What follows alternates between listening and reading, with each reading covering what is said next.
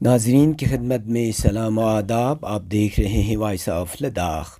آج جمعرات ہے، مارچ کی 13 اور رمضان المبارک کے 12 تاریخ. آج کی تازہ ترین خبروں کو لے کر میں سعید ہاشم رضوی حاضر.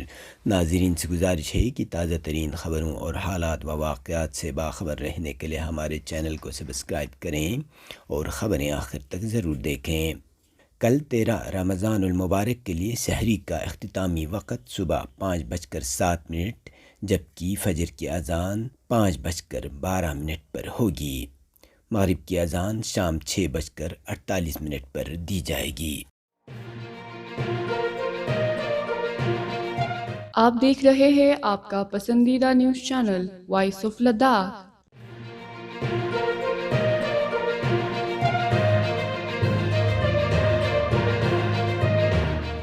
ممبر پارلیمنٹ لداخ محمد حنیفہ جان نے لوک سبھا میں ریلوے وزیر اشونی وشنو سے سری نگر کرگل لیہ ریلوے منصوبے سے متعلق سوال کیا. انہوں نے دلی جموں سری نگر ریلوے کی تکمیل کے تناظر میں گاندربل کرگل ریلوے پروجیکٹ پر وضاحت طلب کی. ریلوے وزیر نے جواب دیتے ہوئے کہا کہ زیادہ لاگت اور کم مسافرانہ طلب کی وجہ سے سری نگر کرگل لیہ ریلوے منصوبے منسوخ کر دیا گیا ہے.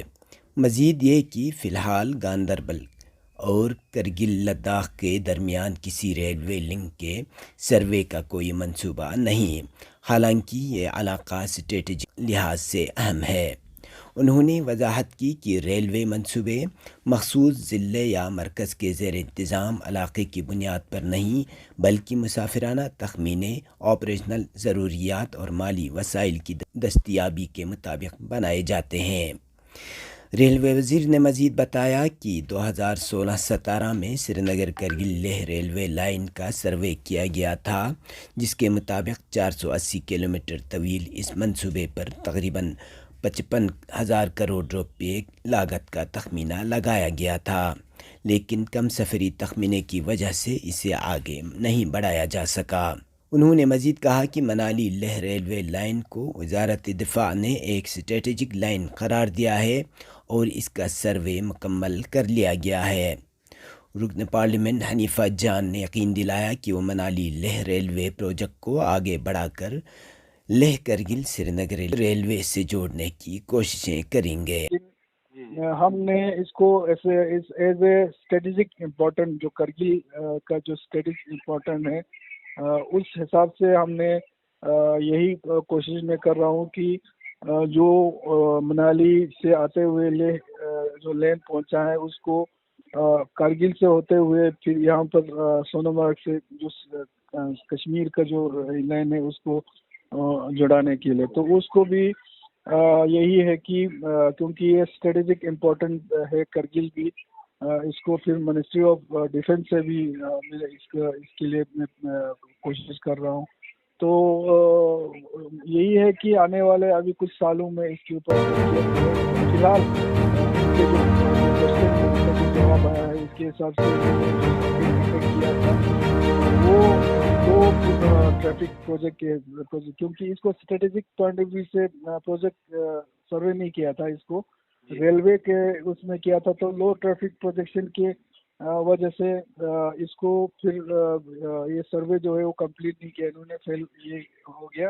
تو اس کے بعد ڈیفینس منسٹری سے جو ہے جو ابھی لداخ کا جو اسٹریٹجک امپورٹنٹ کو دیکھتے ہوئے وہاں سے ریکمنڈیشن آیا تھا کہ یہ بلاسپور منالی ریلوے لائن کا، تو اس پہ ضرور ابھی سروے چل رہا ہے، اس پہ شروع ہو گیا ہے.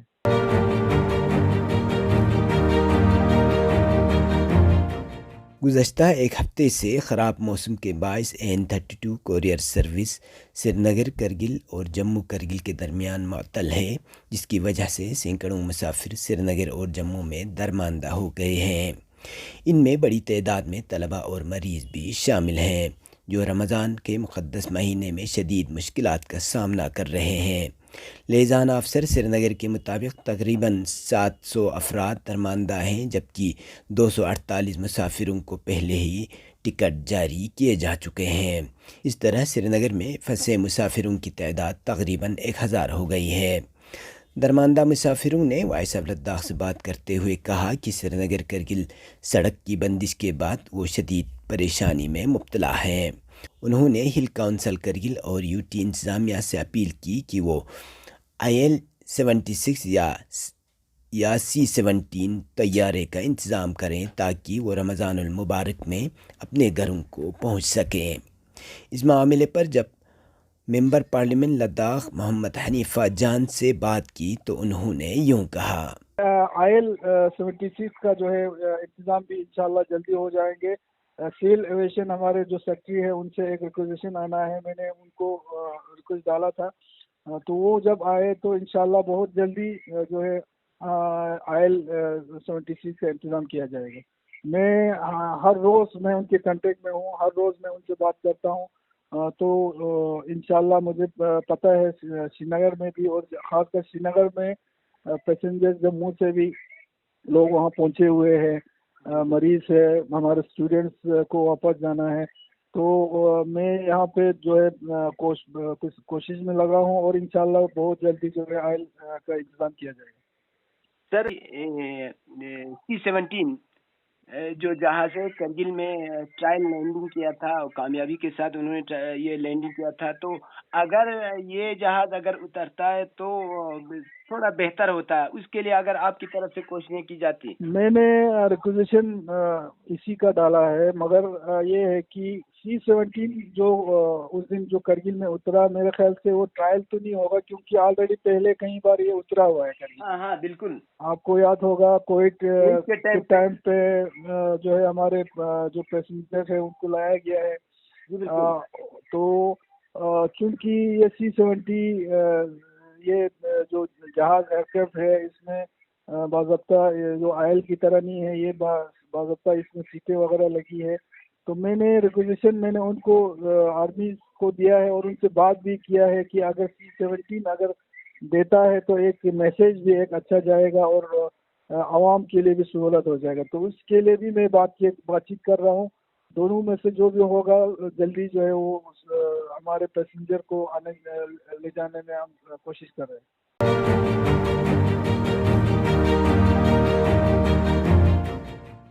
چیف سیکرٹری ڈاکٹر پون کوتوال کی صدارت میں ریاستی کوآپریٹیو ڈیولپمنٹ کمیٹی کا اجلاس منعقد ہوا، جس میں کوآپریٹیوز کے بین الاقوامی سال کی تیاریوں کا جائزہ لیا گیا اور سالانہ سرگرمی کیلنڈر کا اجرا کیا گیا۔ اجلاس میں کوآپریٹیو سوسائٹیز کی ترقی، IYC تقریبات، بجٹ اور نوڈل افسران کی تقرری پر تبادلہ خیال کیا گیا۔ چیف سیکرٹری نے کوآپریٹیو سیکٹر کی پائیدار ترقی اور خود انحصاری میں اس کے کردار پر زور دیا، اور سرکاری خط و کتابت میں IYC کا لوگو اور یادگاری ڈاک ٹکٹ شامل کرنے کی ہدایت دی۔ مزید برآں اجلاس میں PACS کی کمپیوٹرائزیشن، ڈیری اور ماہی گیری کو کوآپریٹیو کے قیام اور ناکارہ PACS کی بحالی پر بھی گفتگو کی گئی۔ کمیٹی نے کوآپریٹیو سیکٹر کو قومی اور بین الاقوامی سطح پر نمایاں کرنے کے عزم کا اظہار کیا۔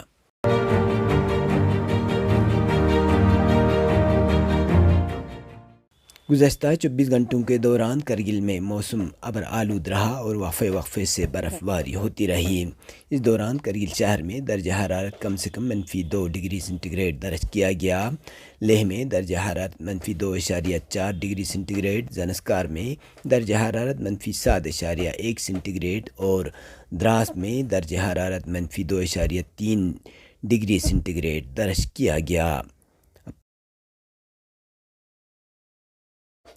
جموں کشمیر حکومت نے جمعرات کو قانون ساز اسمبلی کو اطلاع دی کہ وہ سابقہ ریاست جموں کشمیر کی 2504.46 کروڑ روپے کی مالی واجبات لداخ یونین ٹیریٹری کو منتقل کی جانی ہے۔ لولاب MLA قیصر جمشید لون کے ایک سوال کے تحریری جواب میں وزیر برائے خزانہ عمر عبداللہ نے انکشاف کیا کہ 2504.46 کروڑ روپے کی مالی ذمہ داریاں لداخ کو منتقل کی جائے گی۔ انہوں نے مزید کہا کہ لداخ اور جموں کشمیر کے درمیان اثاثوں اور واجبات کی تقسیم سے متعلق زیادہ تر سفارشات پر عمل درآمد ہو چکا ہے۔ انہوں نے ایوان کو آگاہ کیا کہ اس معاملے کو لداخ یونین ٹیریٹری اور وزارت داخلہ کے ساتھ اٹھایا گیا ہے۔ جموں کشمیر کی تنظیم نو کے بعد وزارت داخلہ نے جموں کشمیر اور لداخ کے درمیان اثاثوں اور واجبات کی تقسیم کے لیے ایک مشاورتی کمیٹی تشکیل دی گئی تھی۔ یہ مشاورتی کمیٹی سابقہ سیکرٹری دفاع سنجے مترا کی سربراہی میں قائم کی گئی تھی، جس میں ریٹائرڈ آئیس آفیسر اور retired Indian civil account service officer گری راج پرساد شامل تھے۔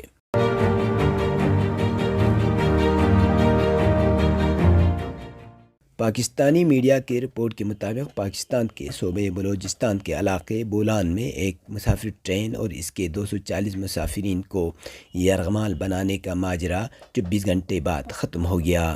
اس رپورٹ کے مطابق ٹرین اور اس کے مسافرین کو یرغمال بنا لینے والے سبھی 33 دہشت گرد ہلاک کر دیے گئے۔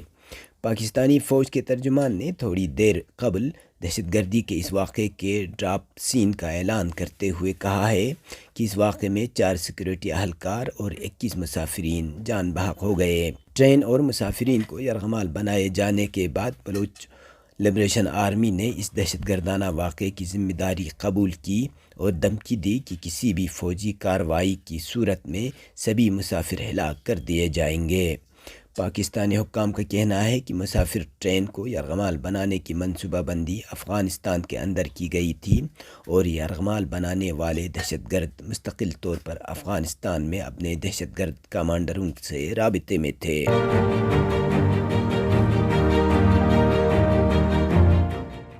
رہبر انقلاب اسلامی حضرت آیت اللہ العظمہ سید علی خامنہئی نے ملک بھر کے طلباء و طالبات کے ساتھ ملاقات میں فرمایا کہ ایٹمی اسلحے کے بارے میں کہا جاتا ہے کہ ہم ایران کو ایٹمی ہتھیار حاصل کرنے کی اجازت نہیں دیں گے۔ اگر ہم ایٹمی ہتھیار بنانا چاہتے تو امریکہ ہمیں نہیں روک سکتا۔ آپ نے فرمایا کہ ہمارے پاس اگر ایٹمی ہتھیار نہیں ہے اور ہم ایٹمی ہتھیار کی فکر میں نہیں ہیں تو یہ اس لیے ہے کہ بعض وجوہات کی بنا پر ہم نے خود نہیں چاہا، ورنہ اگر ہم خود ایٹمی ہتھیار بنانا چاہتے تو وہ ہمیں روک نہیں سکتے۔ آیت اللہ العظمہ سید علی خامنہئی نے امریکہ کی جانب سے ایران کے خلاف فوجی حملے کی دھمکی کی طرف اشارہ کرتے ہوئے فرمایا کہ میرے نظر میں یہ دھمکی غیر دانشمندانہ ہے، یعنی جنگ اور حملہ کرنا یک طرفہ نہیں ہے۔ ایران جوابی حملہ کرنے کی بھرپور طاقت و توانائی رکھتا ہے۔ آپ نے فرمایا کہ مجھے یقین ہے کہ اگر امریکیوں نے یا ان کے زر خرید عوامل نے کوئی غلط حرکت کی تو زیادہ نقصان انہی کو ہوگا۔ البتہ جنگ اچھی چیز نہیں ہے، ہم جنگ نہیں چاہتے، لیکن اگر کسی نے اقدام کیا تو ہمارا جواب بہت ہی سخت اور دندان شکن ہوگا۔ رہبر انقلاب اسلامی نے فرمایا کہ امریکی صدر کا ایران کے ساتھ مذاکرات کے لیے آمدگی کا اعلان رائے عامہ کو گمراہ کرنے کی چال ہے۔ آپ نے فرمایا کہ آج دنیا کے بدمعاش کہتے ہیں کہ سب ہماری پیروی کریں اور ہمارے مفاد کو اپنے مفاد پر ترجیح دیں، لیکن ایران وہ واحد ملک ہے جو پوری طاقت سے اس کو مسترد کرتا ہے۔ یہ تھے اب تک کی خبریں، اسی کے ساتھ مجھے اور میرے ساتھیوں کو دیجیے اجازت۔ اللہ حافظ۔